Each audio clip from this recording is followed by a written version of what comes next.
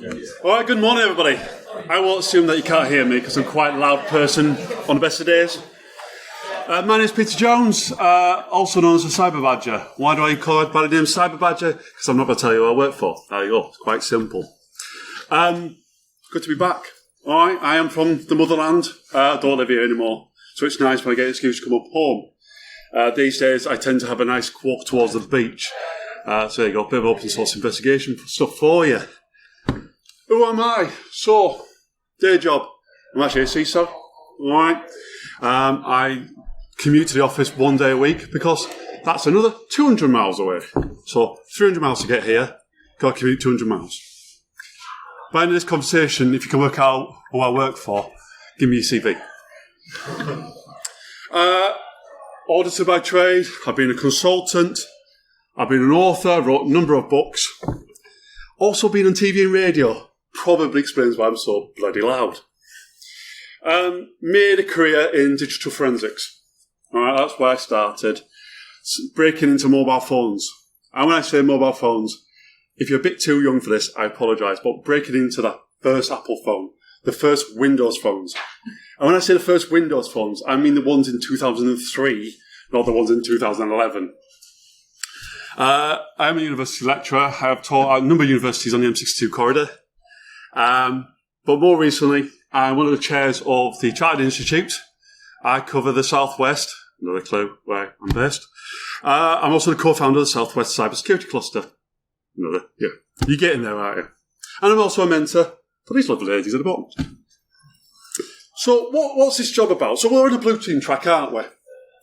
And being a CISO, there's automatically people thinking, he's had a pretentious prick.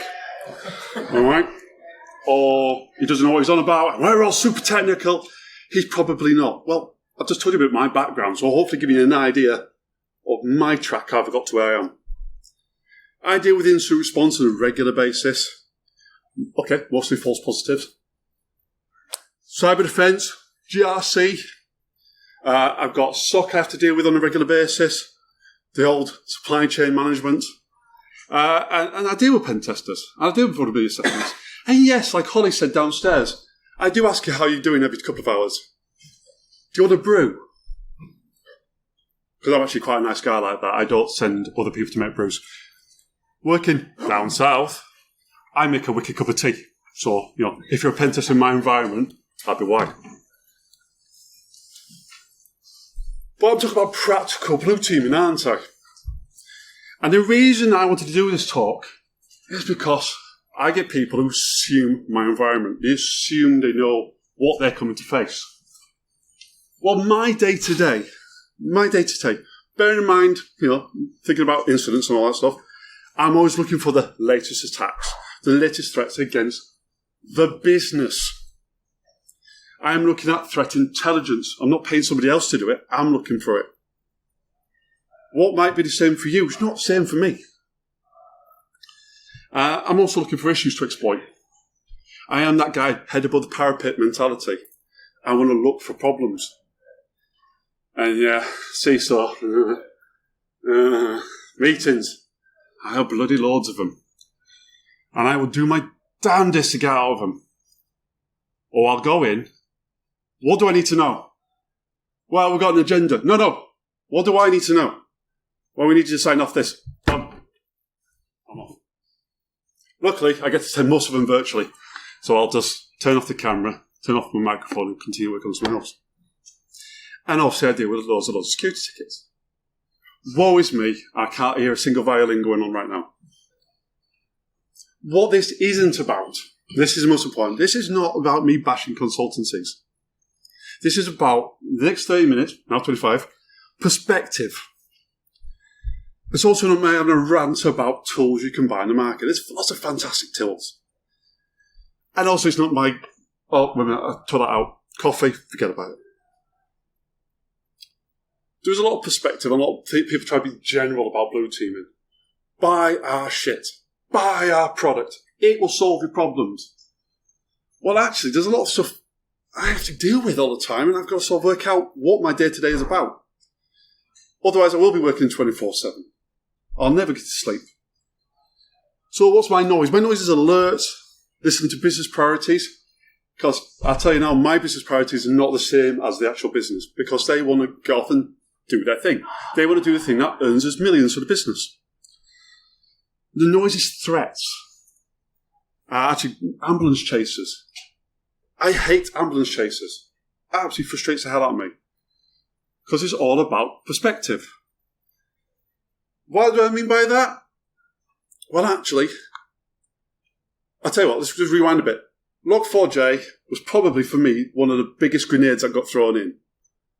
And it was pretty genuine. I think we all went, what the hell is this? Apache vulnerability. And then we all lost our Christmas. Well, I certainly lost my Christmas. And that cost me dearly with a wife. And I think it still costs me dearly ever since.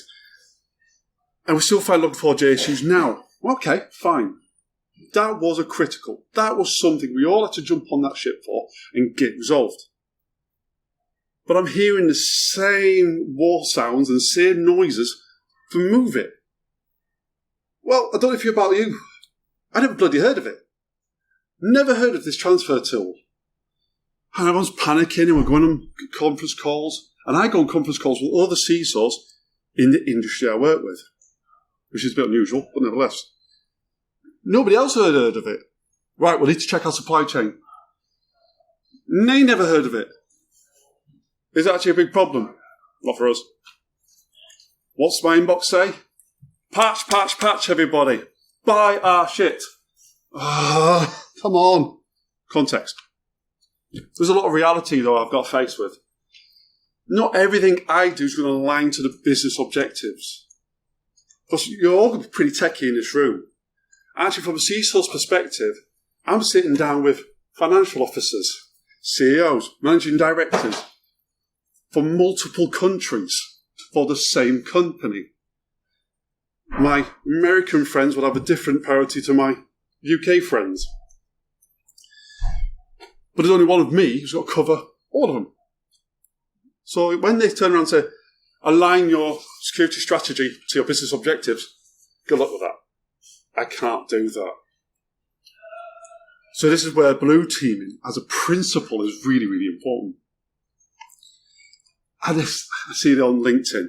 LinkedIn can be LinkedIn's the new Twitter, I would probably say. Right? There's a lot of noise. And I keep on seeing the same old blah, blah, blah. CISOs need to sit on the board. No, I don't. I'll actually have no benefit to the company if I sit on the board. Zero benefit.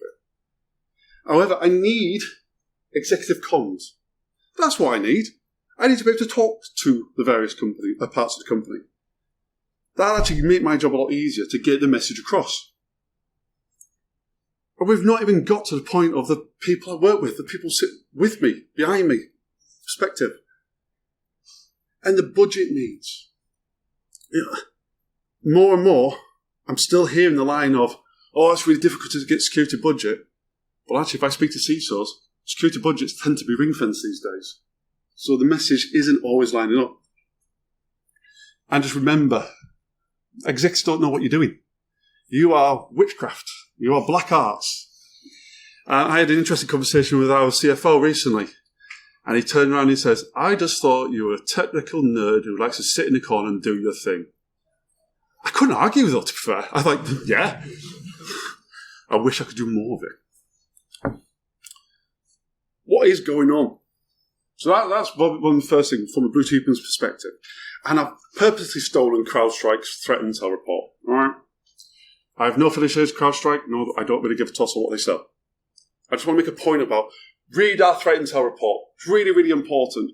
Our threat intel report will have something different to their threat intel report. Will have something different to their threat intel report. But there's keynotes. There's key pieces of information, actually. Breakout time. Okay, I'm listening. Of course, what we're here to do, we're here to defend. And I'm seeing the industries of what's being affected. And I'm going, yeah, all right, okay. We're quite popular. Another no. And I see diagrams like this. Noise. Absolute noise. And I'm sure it's really interesting for selling their product. I stole this from one of our keynotes today.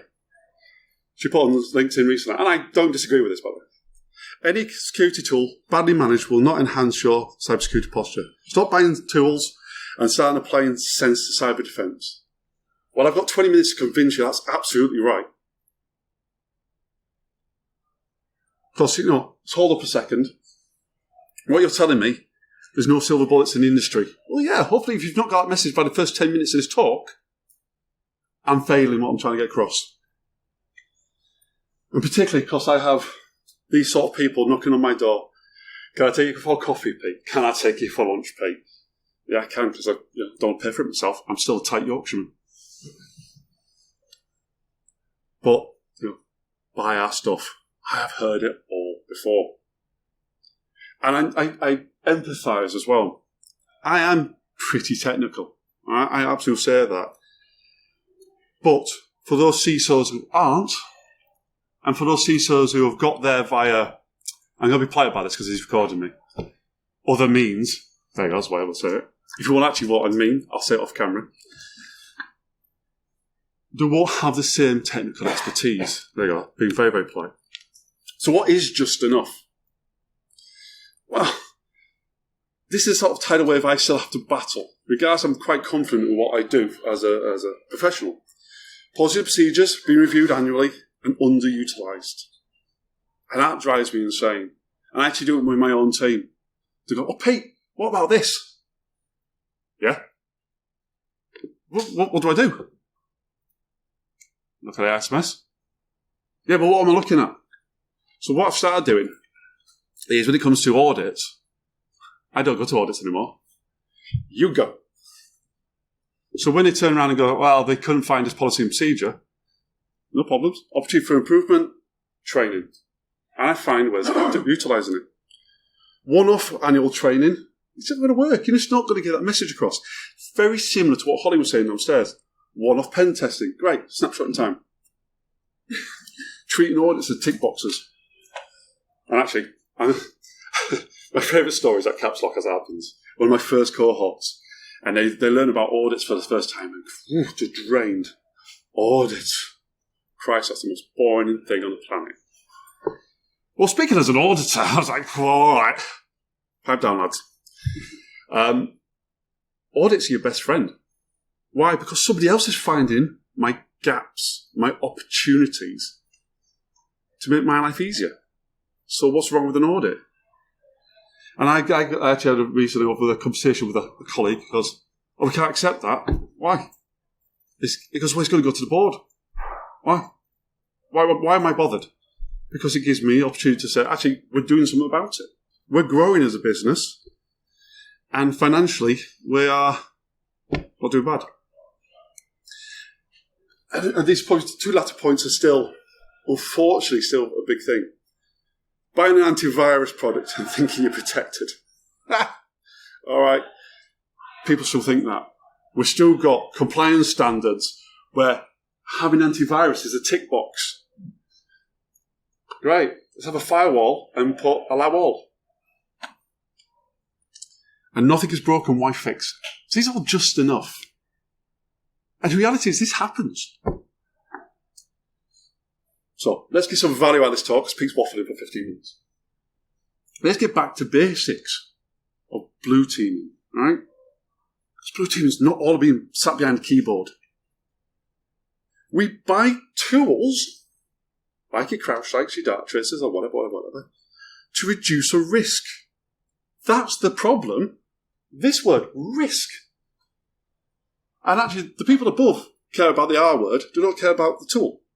They just want to make sure they can continue doing their business operation.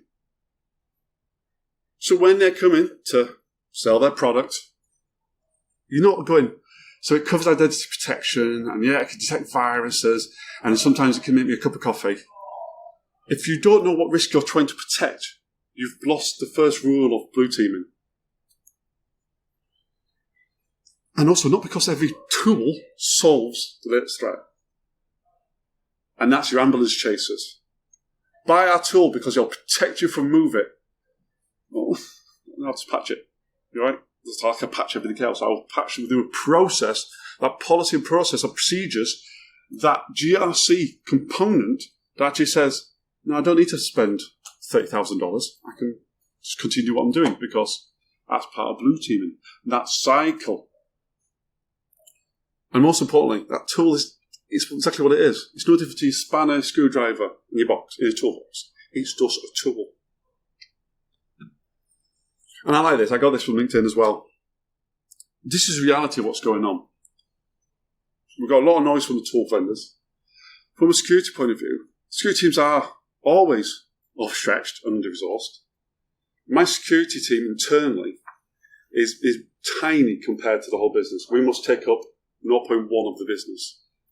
Working 24/7, working all hours God sends. Even dealt with security alerts this morning. We have too many competing priorities. And weirdly, my team just gets left to it a lot. I have a reporting line, but because people are more bothered about their Excel crashing or coffee machine not working, but we're doing our thing, we fall off the radar. It's just such an odd thing. It's like, well, we're doing a good job, but we could do some help. Yeah, but people need coffee. Yeah, right, okay, fair enough. And we like resources for security awareness and behaviour, and that's been a really interesting thing. And for a long time, and I put this on the table because obviously we're in the Tweed room, the only northerner in the village. Well, yeah, I am. I feel like I am the tick box exercise in the office. Lorna and Andrew have been to one of our CISO meetings, and you probably could vouch for that, couldn't you? Very, very quickly. What I do for culture, because I'm going to guess you're fairly to the point like I am, doesn't always work with colleagues inside M25.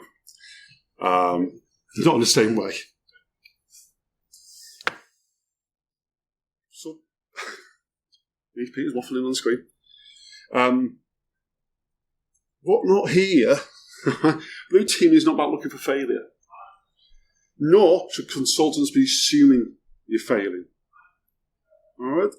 And we've already had a couple of talks this morning. We just want to improve things, aren't we? We want to make sure we're actually defending the business. And I actually had an auditor. I brought a consultant in to do an internal audit. If he's watching this on YouTube later, I'm talking about you. Who said, right, we're going to do an internal audit. I want to see where you're failing. I went, you what? Stopped him dead. It's hard enough for me, who's a qualified auditor, to bring somebody else in because he got proof independence. He says, what do you mean? Where did you find out why your system's failing? And I said, if that's the case, well, you're not coming in. I'm not going to. I would stop dead. And he didn't reply to my emails after that. And I had to ring up his boss who went, well, why is he gone? Well, I was a bit upset with the response. Who's paying for this service here? So, all right. I've griped a bit. Yeah, okay. I said I wasn't going to rant, but I've ranted a little bit. And we're talking about that far column. But I think it's important to know the other streams. And we know, as Holly said upstairs, pen testers think the best thing since sliced bread. All right, they know a bit. As blue teamers, though, I like to think we've got quite a good knowledge bed. Blue teamers tend to be a well-oiled machine, and that's what we want to achieve. All right, we're not just there to keep the lights on. And I kind of always think about the IT crowd. I forget the character's name. Noel Fielding plays it, and he comes out and goes, "I just watch the lights." I think sometimes that's what people think most blue teamers do. So therefore we get pigeonholed because we're not as sexy as red team. And actually, I think we do a better job than they do. Yeah, fine. There's some basic gaps that pen testers find it easy, like getting into domain admin.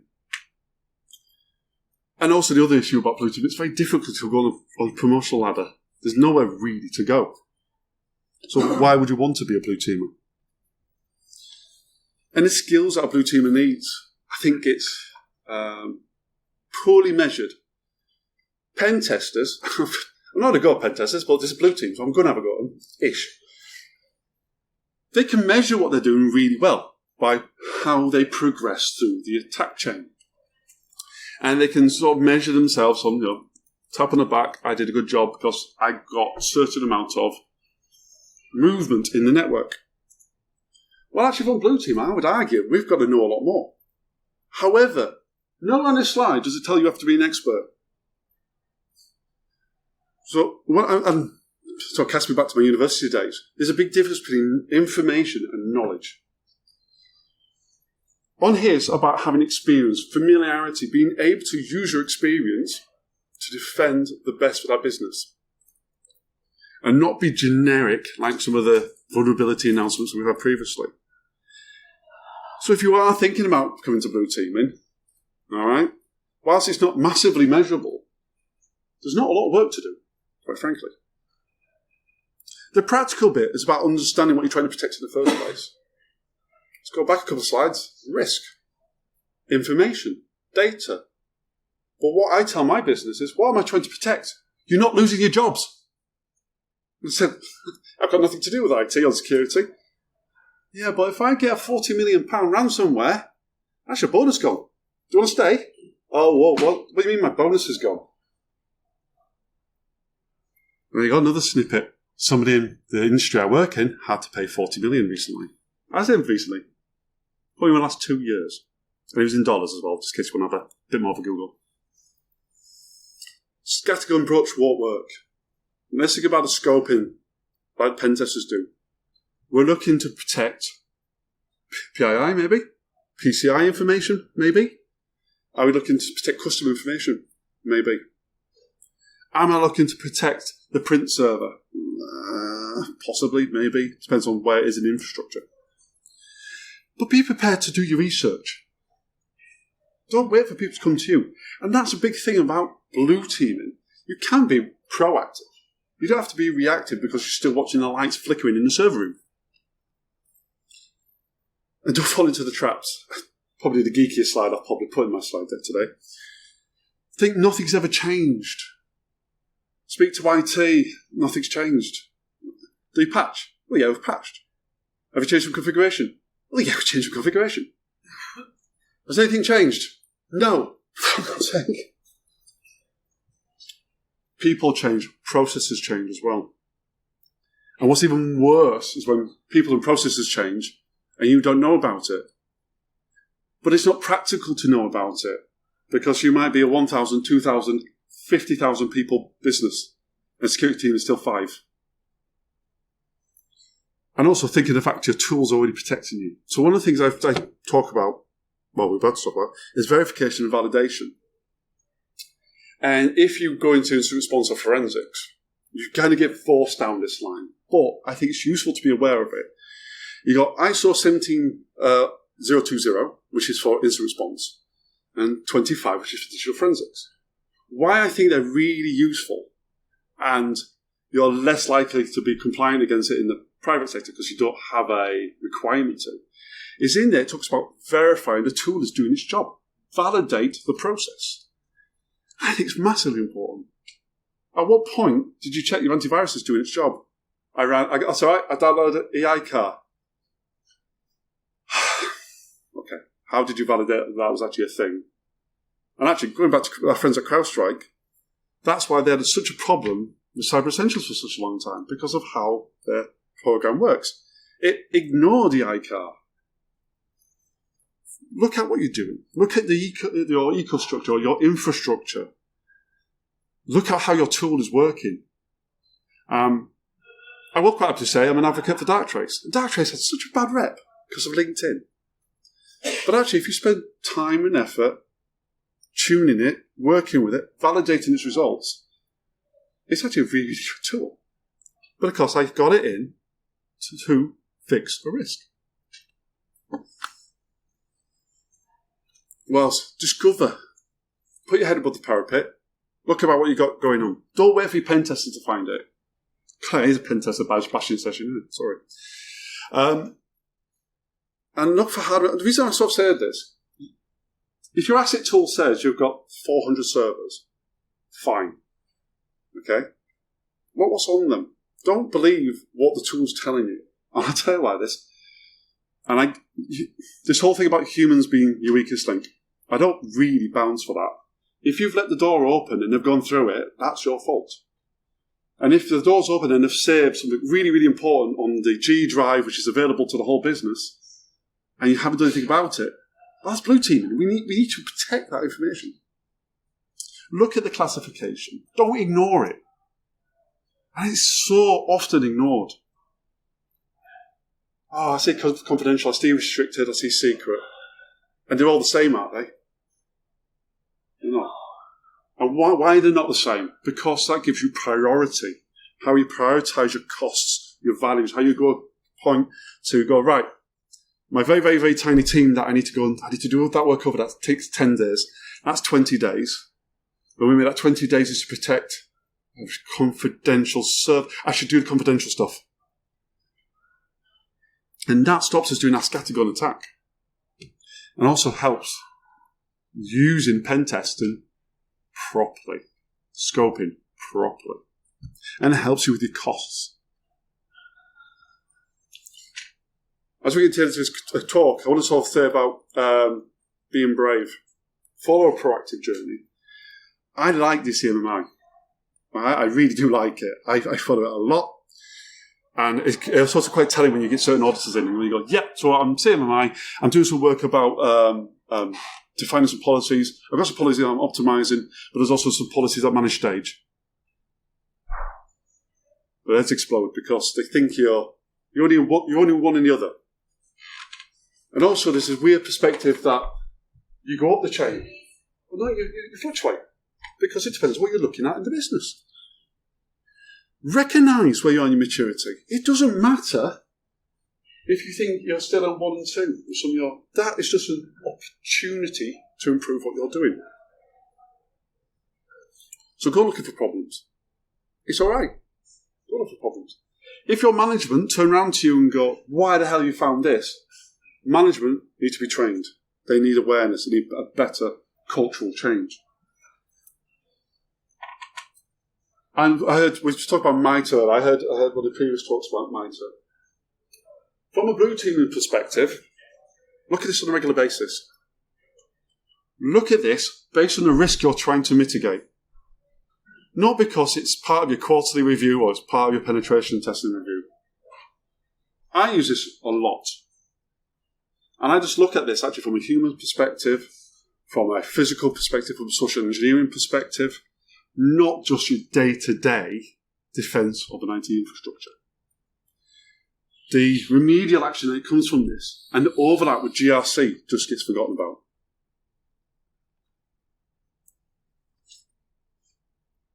And there's no heroes in this process. Right? Security team don't have to be ripping your shirts with your big Superman logo on.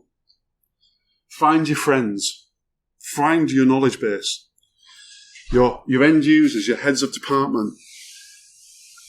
Make friends with IT. They're a lovely bunch. I find donuts help. Actually, funny enough, with our cab, we've introduced donut fines if you don't do a change successfully. Quite funny.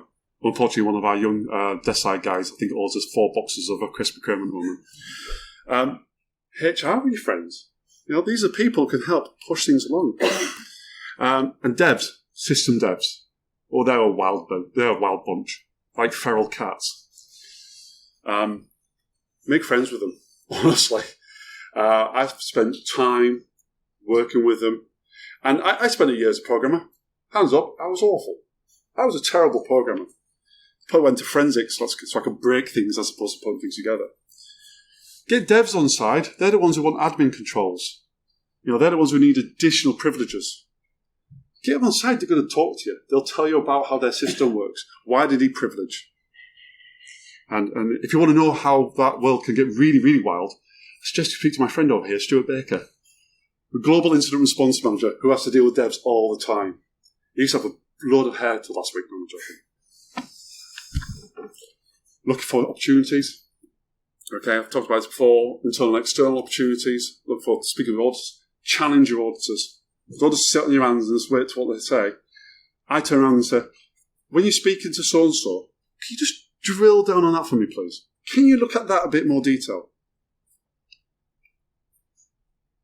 And as we come to finish, right? So I've done a lot of waffling. I've talked about the real things that's happening from a managing of the security perspective.